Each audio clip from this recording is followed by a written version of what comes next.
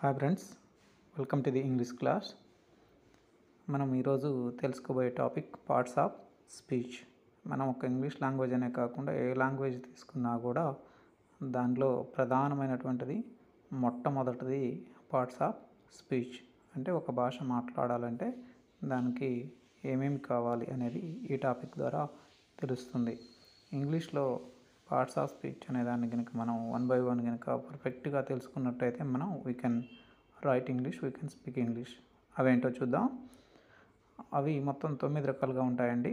ఒకటి నౌన్ అంటే తెలుగులో నామవాచకం అంటాం, ప్రొనౌన్ సర్వనామం అంటాం, యాడ్జెక్టివ్ విశేషణం, వెర్బ్ క్రియ, యాడ్వర్బ్ క్రియా విశేషణం, ప్రిపోజిషన్ విభక్తి, కాంజంక్షన్ సముచ్చయం, ఇంటర్జెక్షన్ ఆశ్చర్యార్థకం. తర్వాత వచ్చేసి ఆర్టికల్స్ అని చెప్పేసి ఒక సపరేట్ టాపిక్ ఉంటుంది. కొంతమంది దీన్ని పార్ట్స్ ఆఫ్ స్పీచ్లో భాగంగా పేర్కొంటారు, ఇంకొంతమంది